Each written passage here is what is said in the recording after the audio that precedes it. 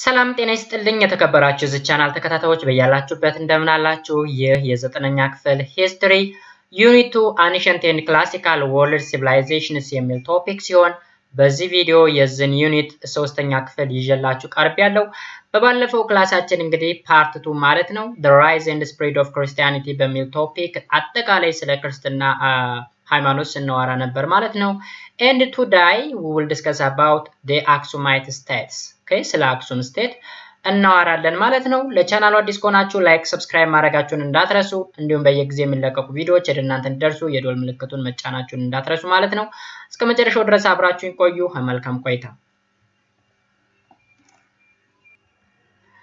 So guys እዚህ ጋር እንግዲህ there are some terms to know እንግዲህ ተርሞች አሉን። ከዚህ ቀደም በተደጋጋሚ እንደምነግራችሁ እነዚህ ተርሞች እስር ከምንማራቸው ቶፒክ ውስጥ ያሉ ተርሞች ናቸው። ልታውቋቸው ይገባል። ለምሳሌ ባፒታይዝ ማለት ምንድነው? ኤክስፔል ካባ ምንድነው?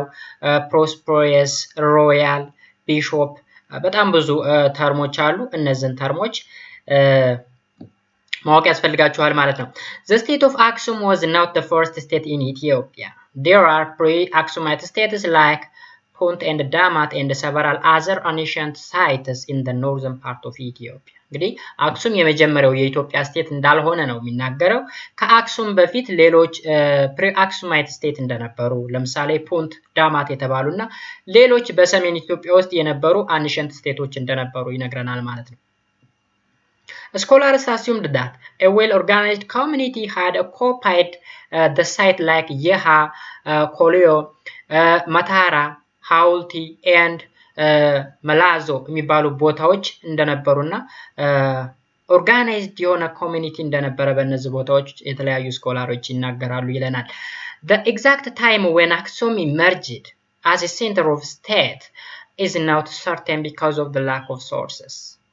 Okay, but based on some evidence, scholars assumed the origin of this state is in the middle of the 2nd century BC ይለናል። እንግዲህ የአክሱም ስቴት መቼ እንደተመሰረተ በትክክል አይታወቅም። ምክንያቱ ደግሞ ትክክለኛ የሆነ መረጃ ስለሌለ ነው ማለት ነው። ግን የተለያዩ ስኮላሮች ሰጀስት እንደሚያደርጉት በሁለተኛው ክፍለ ዘመን ከክርስቶስ ልደት በፊት ሁለተኛው ክፍለ ዘመን አካባቢ ላይ እንደተጀመረ ያወራል ማለት ነው። The assumption was mainly based on the document which is known as the purpose of the preface of Eritrean Sea. Okay, purpose of Eritrean Sea የሚባል ዶክመንት አለ። በዚህ ዶክመንት አማካኝነት ነው እንግዲህ ስለ አክሱማይት ስቴት አንዳንድ ነገር መረጃ ማግኘት የተቻለው ማለት ነው, which was written around 50 AD.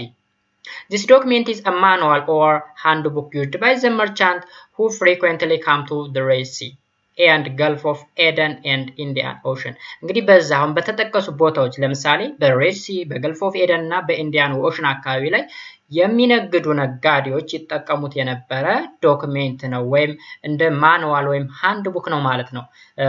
ፐርፕለስ ኦፍ ኤርትራያን ሲ የሚለው ዶክሜንት በ50 ኤዲ አካባቢ የተጻፈው ማለት ነው። ግን ማን እንደጻፈው አይታወቅም ይላል። ስለዚህ ከዚህ ባገኘነው መረጃ መሰረት ነው አክሱም በሚድል 2nd century BC አካባቢ ላይ ተመሰረታለች ብለን ለማውራት የቻልነው ማለት ነው። Its author is not known. This document gives a detailed account of the Aksumite state and the port of the Red Sea and the Gulf of Eden coasts. Okay, ስለ ሬድ ሲ እና ስለ Gulf of Edenም የተለያዩ መረጃዎችን ይሰጣል ማለት ነው ይሄ ዶክመንት። According to this document, Adolis was the port of the city of Aksum.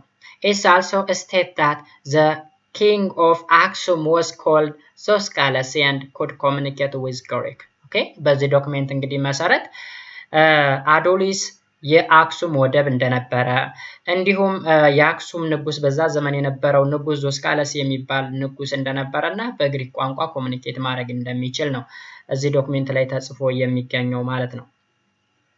At the beginning, it seemed that the Aksumite state was dominated by the landowner, who derived much of their incomes from agriculture. Look, በመጀመሪያ እንግዲህ አክሱም አካባቢ የነበሩ ሰዎች የመሬት ባለሀብቶች ወይም የመሬት ከበርቴዎች ነበሩ እና ብዙ ጊዜ ኢንካማቸው ከምንድነው ከአግሪካልቸር እንደነበረ ያስረዳል ማለት ነው። But later on, the Aksum economy became highly dependent on the income from the Red Sea trade which is monopolized. Okay? እንግዲህ ከዛ በኋላ ደግሞ ከአግሪካልቸር ወደ ንግድ ዘርፍ ተሸጋገሩ ማለት ነው። ይህ ንግድ እንግዲህ በሬድ ሲ ወይም በቀይ ባህር አካባቢ በሚነገደው ንግድ ከሚመጣው ኢንካም የሚመጣ ኢኮኖሚ ነበራቸው ማለት ነው።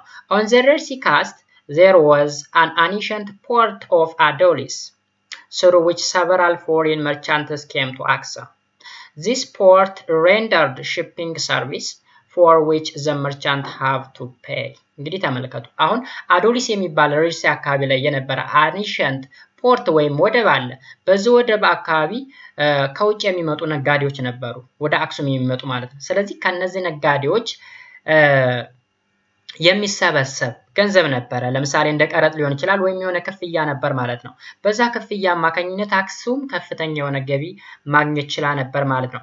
From this port very important trade routes also stretch into interior Aksum. So the Aksumite State control both the internal and external trade and became very much prosperous. እንግዲህ በዚህ ወደብ አማካኝነት ኢንተርናል እና ኤክስተርናል ሁለቱንም የንግድ ዘርፎች መቆጣጠር ችላ ነበር ማለት ነው።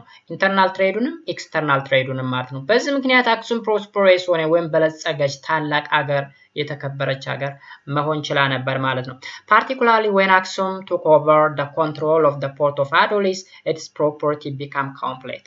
Okay? እንግዲህ በአዶሊስ ምክንያት ነው አዶሊስ በተባለው ወደብ ምክንያት ወይም ባጭሩ በኢንተርናል እና ኤክስተርናል ትሬድ ምክንያት ነው ማለት ነው።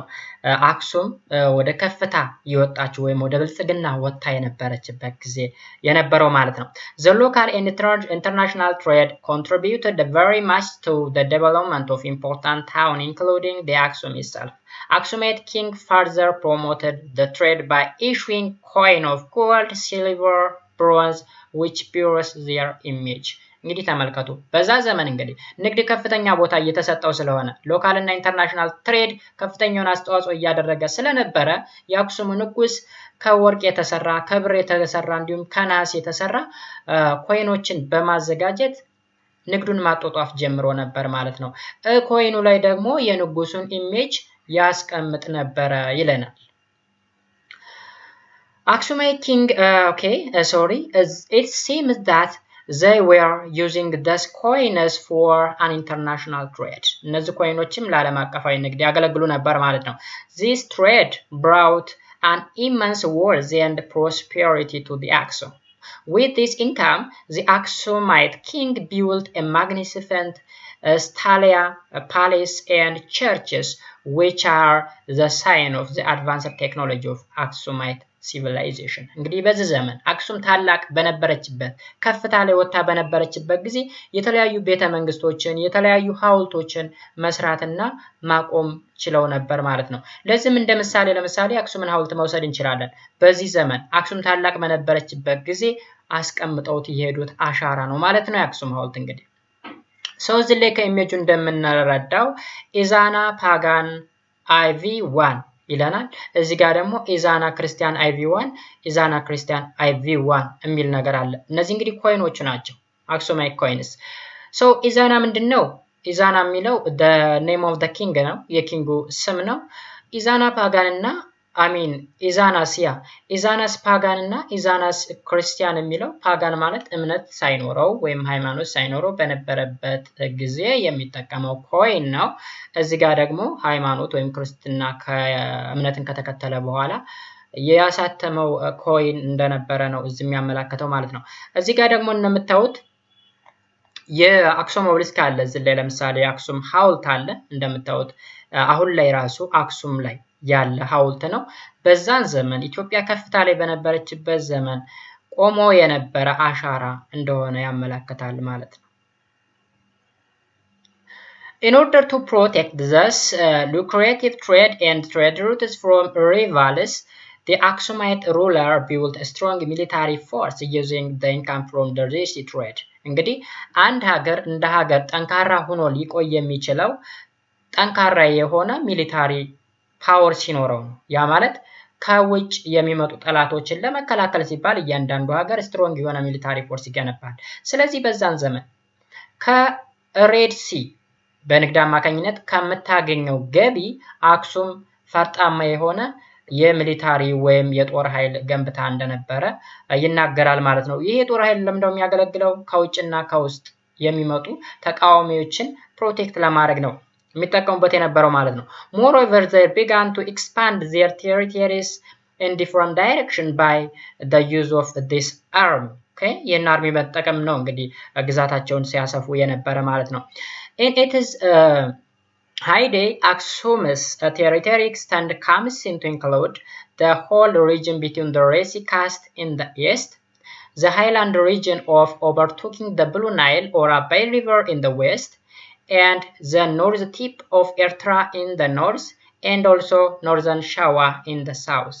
Okay, እንግዲህ ከሰሜን እስከ ኤርትራ ጫፍ ድረስ በምስራቁ በኩል ደግሞ የሬድ ሲ ካስትን ይዞ አሁንም በብሉ ናይል በኩል በዌስት ዳይሬክሽን ማለት ነው በደቡብ በኩል ደግሞ እስከ ሰሜን ሸዋ ድረስ ያጠቃልል ነበር ማለት ነው። የአክሱም ግዛት በዛ ዘመን የነበረው የአክሱም ግዛት ከፍታ ደረጃ ላይ ደርሳበት በነበረችበት ሰዓት ማለት ነው።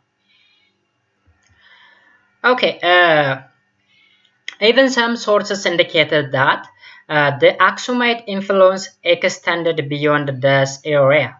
A book entitled The Christian Topography, written by the Greek traveler called Cosmas Indokoplastas የተባለ ጸሐፊ ነው የጻፈው ይሄን መጽሐፍ ኮስማስ ኢንዲኮፕላስታስ The Christian Topography የሚለው መጽሐፍ የጻፈ ማለት ነው።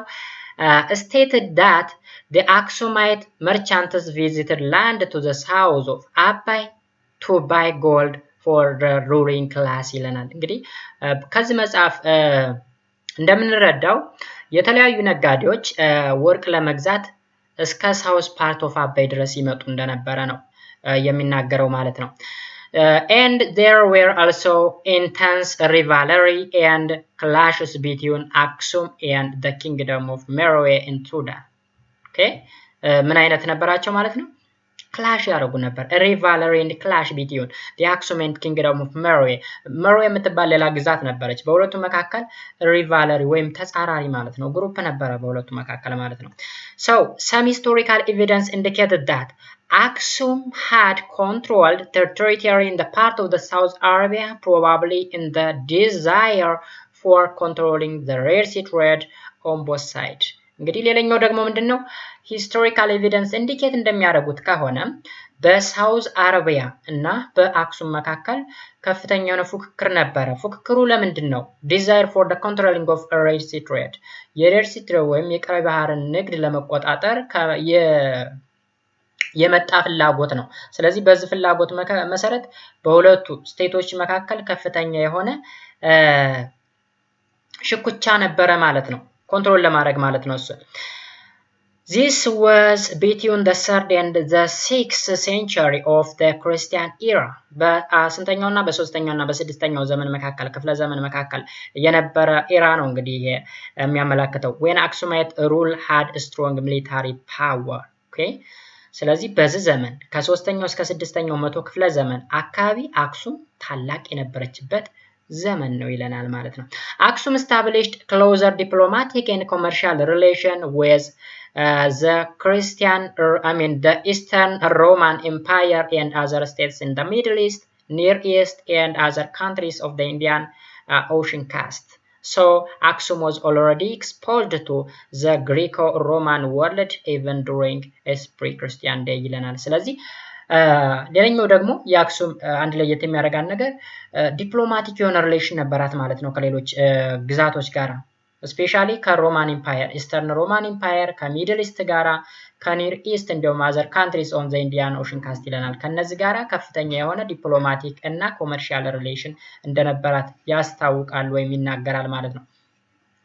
In the middle of the 4th century, during the reign of the king Ezana, Christianity was introduced to Aksum.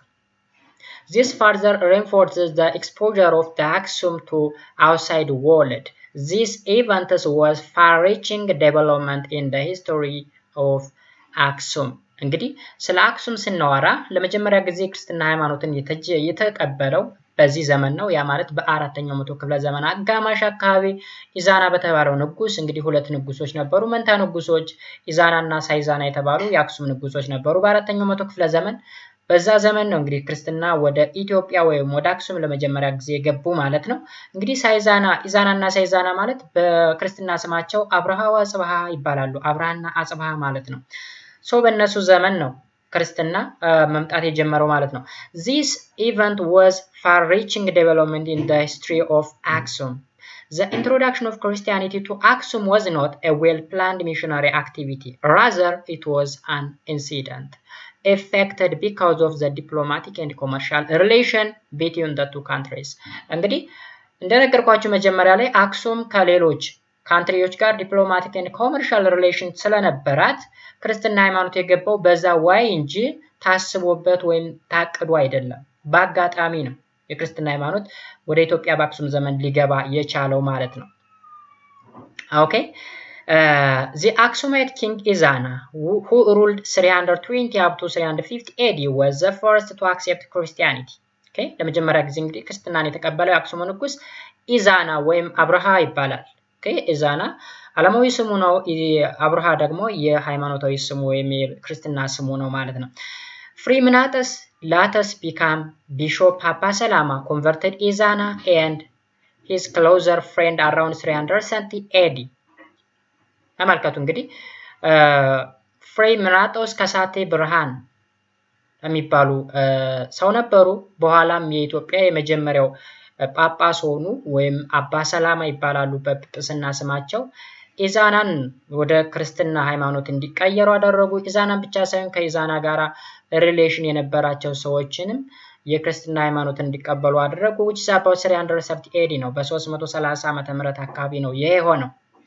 Since then Christianity became the state religion in Aksum. As a result Christianity secured the royal support which later on helped its rapid expansion ይለናል። ስለዚህ የአክሱም ንጉስ ክርስትናን ከተቀበለ በኋላ ኦፊሻል ሪሊጅን ወይም ስቴት ሪሊጅን ወይም የብሔራዊ ሃይማኖት እንዲሆን ተደረገ ማለት ነው የአክሱም። ከዛ በኋላ የክርስትና ሃይማኖት ራፒድሊ መስፋፋት ጀመረ ማለት ነው። However Christianity was first confined to the court of Izana in Aksum.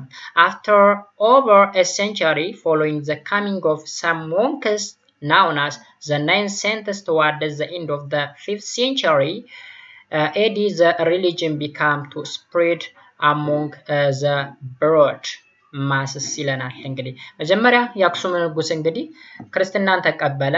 ፍሪምናጦስ ከሳቴ ብርሃን ወይም አቡነ ሰላማ የመጀመሪያው ጳጳስ ነበሩ።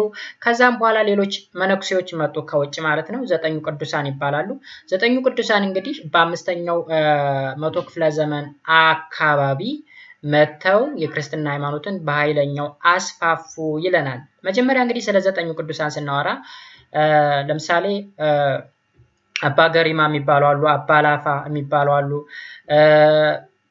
አቡነ አረጋዊ ወይም አባ አረጋዊ የሚባሉ አሉ። ስለዚህ ለምሳሌ አቡነ አረጋዊን ብትወስዱ ደብረ ዳሞ ገዳም የሚባል ትግራይ አካባቢ ያለ ገዳም አለ። ስለዚህ እነዚህ 9ኙ ቅዱሳኖች የተለያዩ ቤተክርስቲያኖችን ሲሰሩ ነበሩ፣ ገዳሞችን ሲቆረቁሩ ነበረ። መጀመሪያ ላይ ሲመጡ ግን 99 አካባቢ ነበሩ።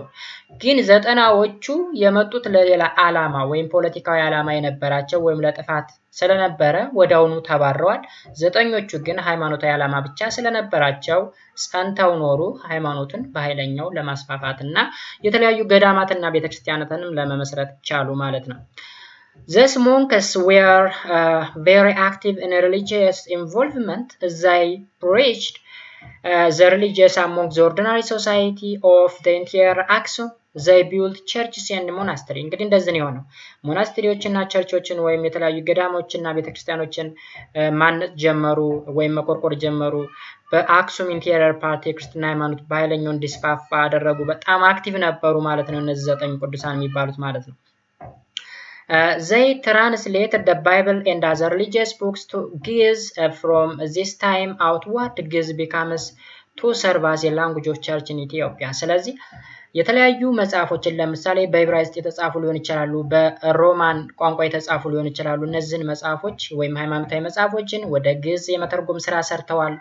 ከዛ ጊዜ ጀምሮ እንግዲህ ግዕዝ የቤተክርስቲያን ቋንቋ ሆኖ እስካሁን ድረስ ቤተክርስቲያን ላይ እየተገለገለችበት ትገኛለች ማለት ነው። የኢትዮጵያ ኦርቶዶክስ ተዋሕዶ ቤተክርስቲያን ማለት ነው።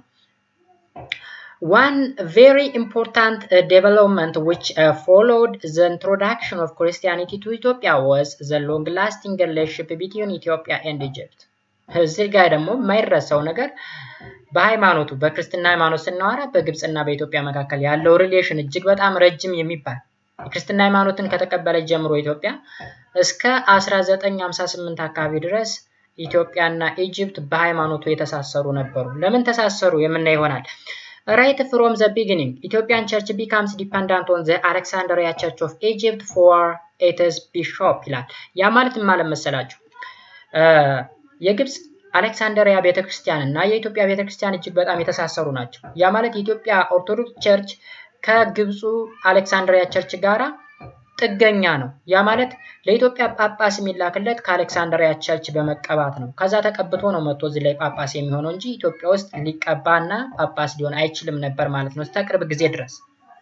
ለምሳሌ ፍሪምነጦስ was baptized as a bishop by the patriarch of Egypt and sent for Ethiopia። ለምሳሌ አሁን ፍሪምናጦስ ከሳቲ ብርሃን የተባለው ወይም አባ ሰላማ የተባሉ ጳጳስ በግብጹ ጳጳስ ተቀብተው ለኢትዮጵያ ፓትሪያርክ ለመጀመሪያ ጊዜ ተላኩ ይለናል እዚህ ጋር። This relation of concerting the bishop and sending them for Ethiopia continued until 1958. Until that year, the bishop head of the church were Alois Egyptian. Look, እንግዲህ እስከ 1958 ያ ማለት እስከ ኃይለ ሥላሴ ዘመነ መንግስት ድረስ ነው። እንግዲህ የኃይለ ሥላሴ ዘመነ መንግስት አጋማሽ ነው ይሄ 1958 አካባቢ ማለት ነው። እስከዛ ዘመን ድረስ የኢትዮጵያ ጳጳሶች ግብጻውያን ነበሩ። ከአሌክሳንድሪያ ቸርች ነበሩ እየተቀቡ የሚላኩ። እጅግ በጣም ከፍተኛ የሆነ የፖለቲካ ስራ ይሰራበት ነበር በክርስትና ሃይማኖት ምክንያት ወይም በክርስትና ሃይማኖት ሰበብ ማለት ነው። ኦኬ እንግዲህ ግብጻውያን በቅርብ ጊዜ የሚያስተዳድሩት ሙስሊሞች ነበሩ። ከፍተኛ የሆነ የሙስሊም ቁጥር ነበረው ግብጽ ላይ ያለው። ትንሽ የኮፕቲክ ክርስቲያን የሚባሉ ናቸው ግብጽ ውስጥ ያሉት። የሚልከው ወይም ተዛዙ በእስላሚክ ሌደሩ ነው። በእስላሚክ ሌደሩ ስላችሁ ለምሳሌ ግብጽን የሚያስተዳድሩ ሙስሊሞች ናቸው most of the time። ምክንያቱም አረባይዝድ ከሆነች በኋላ ግብጽ አብዛኛው 90% የሚደርሰው ሙስሊም ነው። ጳጳስ ወደ ኢትዮጵያ እንዲላክ የሚያደርገው ያ ሙስሊም መሪ ነው። ስለዚህ ስለ ክርስትና ሃይማኖት አግብቶት አይደለም። ዓላማው ምንድነው? ፖለቲካ የሆነ ዓላማ ነበረው ማለት ነው። ስለ ሃይማኖቱ ተቆጭቶ ወይም ስለ ሃይማኖቱ አሳስቦት አይደለም ማለት ነው። ኦኬ ስለዚህ ያን ጳጳስ ለኢትዮጵያ ይልክ የነበረ ለሌላ ጉዳይ ነበረ ማለት ነው። በዋናነት ከአባይ ጋር ሪሌት ያደረገ ነገር ነበር። አባይ እንዳይገደብ በጳጳሱ ስብከት እንዲደረግ አባይን ከገደብን ኢትዮጵያውያን መቅዘፍት እንደሚመጣብን ብዙ ነገር እንደሚደረግብን ብዙ ፖለቲካዊ ስራ ሲሰሩ ነበር ማለት ነው። ግን በ1958 የኢትዮጵያው ንጉስ ኢትዮጵያ በጳጳስ ራሷን መቻል ትችላለች ብሎ ለመጀመሪያ ጊዜ የኢትዮጵያ ጳጳስ ኢትዮጵያ ውስጥ መሾም ጀመረ ማለት ነው። ነይደስ አሁን ላይ ያሉት ጳጳስ ስድስተኛው የኢትዮጵያ ፓትሪያርክ ናቸው ማለት ነው። ኦኬ የኢትዮጵያው ፓትሪያርክ ስድስተኛው ናቸው ማለት ነው። ከአሁኑ ጳጳስ በፊት 5 ጳጳሶች ነበሩ ማለት ነው። ከዛ በፊት ግን ኢትዮጵያ የራሷ የምትባል ጳጳስ አልነበራትም። ከግብጽ ነበር የሚላክላት። እንግዲህ ከፍተኛ የሆነ የፖለቲካ ስራ ሲሰራበት እንደነበረ ስፔሻሊ ከአባይ ጋር ሪሌት ያደረገ ነገር እንደነበረ ነው የሚያስረዳው ማለት ነው። ለምሳሌ ግድቡን ስናይ ለምሳሌ የኢትዮጵያን ግሬት ሬኔሳንስ ዳም ወይም ታላቁ የኢትዮጵያ ህዳሴ ግድብ የምንለውን ስናይ ለመጀመሪያ ጊዜ ካርታና ፕላኑ የወጣው በኃይለ ሥላሴ ዘመነ መንግስት ነው። አሁን ጉባ የሚባለው ቦታ ላይ ያለው ይህ ግድብ ጥናቱ ተሰርቶ ያለቀው በአሜሪካኖች በኃይለ ሥላሴ ዘመነ መንግስት ነው። እንደውም አጼ ኃይለ ሥላሴ ምንድነው ያሉት? እኛ ይሄንን ግድብ የመገንባት አቅሙ የለንም። ነገር ግን የሚመጣው ጄነሬሽን ወይም ትውልድ በራሱ ንዋይና ሀብት መገንባት ይችላል። ስለዚህ ጥናቱን አጥንተን አስቀምጠናል ብለው በኃይለ ሥላሴ ዘመነ መንግስት የነበረችው 5 ብር ላይ ይሄ ግድብ ካርታና ፕላኑ አለ። ከዛ በኋላ አሁን ባለፈው መንግስት ለመጀመሪያ ጊዜ ይሄ ግድብ መገደብ ጀመረ ማለት ነው። ነገር ግን ከዛ በፊት ጳጳሶች ከግብጽ ስለሚመጡ ወይም ግብጻውያን ስለነበሩ ስለ አባይ አጠቃላይ የሚሰብኩት ነገር ጥሩ ያልሆነ ነገር አባይን ምንነካ ከሆነ ጥሩ ያልሆነ ነገር እንደሚደርስብን ሁላ ይሰብኩ እንደነበረ ታሪክ ያስረዳል ማለት ነው። ሌላው ደግሞ ምናየው ቶፒካችን ዘ ዲክላይን ኤንድ ፋል ኦፍ አክሱም የአክሱምን ውድቀት እናያለን። እንዴት አክሱም ልትወድቅ ቻለች? As mentioned in the preceding section, the prosperity and growth of Aksum was directly related to the control of the Red Sea trade ይለናል። ስለዚህ እድገቷ ብልጽግናዋ የመጣው ከቀይ ባህር ንግድ ጋር ተገናኝቶ ነው። እንግዲህ የቀይ ባህርን የንግድ መስመር ስቲል እኛ ብንይዝ ኖሮ እና ኢንተርናል የሆነ ኮንፍሊክት ባይኖርብን ኖሮ ጀስት እኛም ልክ እንደ አውሮፓውያንና አሜሪካኖች ነበርን ማለት ነው። ምክንያቱም ኢትዮጵያ ማለት ከፍተኛ የሆነ የሀብት ክምችት ያለባት በተፈጥሮ ሀብት የታደለች አገር ሆና ሳለች ነገር ግን ብዙ ሴራዎች እየተሰሩባት ያለች ምስኪን አገር ስለሆነች ማለት ነው። ለምሳሌ ሬድ ሲን ወይም የቀይ ባህር መስመርን እንዳንይዝ ኤርትራ እስከታች ድረስ የኤርትራን ካርታ ካያችሁት የኤርትራ ካርታ ልክ ኢትዮጵያ የቀይ ባህር ወይም ምንም ወደብ እንዳታገኝ ተደርጎ የተከለለ መስመር ነው። እጅግ በጣም ቀጭን የመኪና መንገድ የምትመስል መስመር ነች ተሰምራ ያለችው እንዳታገኝ ማለት ነው። ከዛ ዝቅ ሲል ደግሞ ጅቡቲ ያለች፣ በታች ዝቅ ሲል ደግሞ ሶማሊያ ያለች። ስለዚህ ሶማሌ ትጋርደናለች፣ ጅቡቲ ትጋርደናለች፣ ኤርትራ ትጋርደናለች። ስለዚህ የወደብ የማግኘት እድላችን የመነመነ ሆነ ማለት ነው። ይሄ ፖለቲካዊ ሴራ ያለበት ሁኔታ እንደሆነ ይናገራል ማለት ነው። ከዛ በፊት ግን ለምሳሌ ጅቡቲ የኢትዮጵያ ክፍል ነበረች።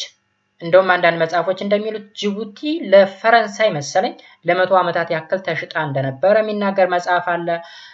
ኤርትራ ደግሞ በቅርብ ጊዜ ነው ተገንጥላ ከኢትዮጵያ ግዛት የወጣችው። ስለዚህ በዛ ምክንያት እንጂ የቀይ ባህር ወደብ የራሳችን እንደነበረ ነው የሚናገረው የተለያዩ መጽሐፎች ማለት ነው። Similarly, the Aksum state and civilization began to decline when the Red Sea trade faced serious competition from the South Arabian. ስለዚህ ለውድቀቱ አንዱ ምክንያት እንግዲህ የሳውዝ አረቢያን ወይም ደቡብ የአረብ ክፍል በሬድ ሲ ትሬድ ላይ ወይም ንግድ ላይ ከፍተኛ የሆነ ኮምፒቲሽን ወይም ውድድር መጀመሩ ነው። ሌላኛው ደግሞ ሪቢሊየን አጋይንስት ኪንግ ካሌብ ወይም በንጉስ ባጼ ካሌብ ላይ ከፍተኛ የሆነ አመጻ ተነሳበት። እሱ ለሌላኛ ለውድቀት ምክንያት ሊሆን ይችላል። ካሌብ had once controlled the South Arabian in 525 AD, but the South Arabian finally expelled the Aksumite governor and soldier from their region between 580 and 590 AD. So ካሌብ አጼ ካሌብ የተባሉ ንጉስ እንግዲህ አክሱምን ይገዙ የነበሩ ማለት ነው። በ525 አካባቢ ሲገዙ የነበሩ አክሱምን ብቻ አይደለም ሳውዝ አረቢያን ጨምረው ነበር ተሻግረው ከቀይ ባህር ተሻግረው ሲያስተዳድሩና ሲገዙ የነበሩ ማለት ነው። በዛን ዘመን ሳውዝ አረቢያዎች ማመጽ ጀመሩና ወታደሮቻቸውንም ከአረቢያ ምድር እንዲወጡ አደረጉ። ከዛ ቆይተው የቀይ ባህርን ትሬድ ኮንትሮል ለማድረግ ቻሉ ማለት ነው። አክሱም ግን ይሄንን ትሬድ አጣች ማለት ነው። And the other reason is the rise of Islam in the 7th century AD and other subsequent creation of the vast Muslim empire leads to the intense rivalry between Aksum and the Muslim Arabs over the Red Sea trade ይለናል። ይሄ ማለት ምንድነው? ሌላኛው ለአክሱም ውድቀት እንግዲህ የሙስሊሞች መነሳት ነው። ያ ማለት በ7ኛው መቶ ክፍለ ዘመን አካባቢ ሙስሊሞች ከነሱ ወይም ከፍተኛ የሆነ የሙስሊም ኤምፓየር ተመሰረተ። በዛ ምክንያት በሙስሊሙ ማህበረሰብና በአክሱም ከፍተኛ የሆነ ሪቫለሪ ተከሰተ ይለናል። ያ ማለት እንግዲህ በሬድ ሲ ትሬድ ነው ሁለቱ ሪቫለሪ የጀመሩት ወይም ሁለቱ መሻኮት የጀመሩት ማለት ነው። The port of Adolis was destroyed by the Arab in the early 8th century ይለናል። ኦኬ ስለዚህ ምን ማለት ነው? ፖርት ኦፍ አዶሊስ ወይም የአዶሊስ ወደብ በምኖች ወደመ? በአረቦች መውደም ጀመረ ማለት ነው በ8ኛው መቶ ክፍለ ዘመን። The loss of revenue from the port and the Red Sea trade resulted in the military weakness of Aksum. Without a strong military power, Aksum could not check external invasion and internal rebellion from the Beja and other peoples. ስለዚህ መጨረሻ ላይ ምንድነው የሆነው? ከሬድ ሲ የምታገኘውን ጥቅም አጣች ማለት ነው አክሱም። ከዛ በኋላ ሚሊታሪ ፓወሯ እየቀነሰ መጣ ይለናል። እየቀነሰ መምጣቱ ደግሞ ኢንተርናል እና ኤክስተርናል ኢንቬንሽኖችን ወይም ኤክስተርናል ኢንቬንሽን እና ኢንተርናል ሪቤሊየንን ማወቅ አይቻልም። ለምሳሌ የቤጃ ህዝቦች አመጽ የሚባል የቤጃ ህዝቦች አመጽ ለአክሱም ውድቀት ሌላኛ ምክንያት ነበር ማለት ነው። Thus, external and internal pressure leads to the gradual shift of the political center of the Aksumite state to the south, ሳውዝ ሚንስ ወደ ዛጉዌ ማለት ነው። እንግዲህ ከአክሱም ወደ ዛጉዌ ሽፍት እንዲያደርግ ሆኗል ማለት ነው። ፋይናሊ the Aksumite power decline and its king totally lost their power to a new dynasty known as the Zagwe in the middle 12th century AD ይለናል። በ12ኛው መቶ ክፍለ ዘመን አጋማሽ ከአክሱም ወደ ዛጉዌ ስርወ መንግስት ተሸጋገረ ማለት ነው። እንግዲህ አክሱም ልትወድቅበት የቻለችበት ምክንያት ይሄ ነበር ማለት ነው። ሌላኛው ደግሞ legacies of the Aksumite civilization ኦኬ ለአክሱም ስልጣኔ ወይም አክሱም ታላቅ ቦታ ላይ ለመድረሷ ምስክር የሚሆኑ ቅርሶች አሉ ወይም ውርሶች ምንላቸው ማለት ነው። ስለዚህ እነዚህ ቅርሶች ምን ናቸው የሚሉ ነገሮችን እናያለን። Unlike many other center civilization like Yeha, Matara and Adolis, Aksum continue to exist as bigger or biggest center of the highly developed civilization for several centuries. Okay? ልክ እንደነ የሃ መታራ እና አዶሊስ ወድማ አልቀረችም ማለት ነው።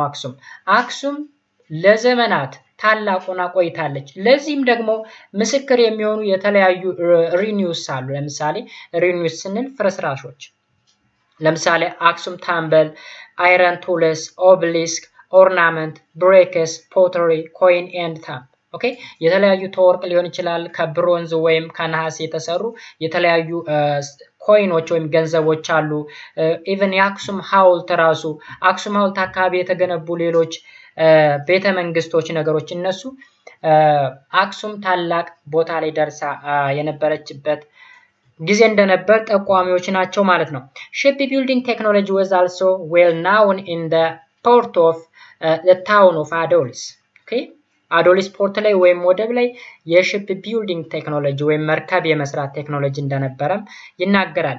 The construction of obelisk and temples and the use of written in Greek, Savannah and Giz language indicated the development of crafts and literature. እንግዲህ በአክሱም ዘመን በግሪክ በጊዝ እና በሳባ ቋንቋ የተጻፉ የተለያዩ ስነ ጽሁፎች መኖራቸውም አክሱም ምን ያክል አድጋ እንደነበረ የሚጠቁም መረጃ ነው ማለት ነው።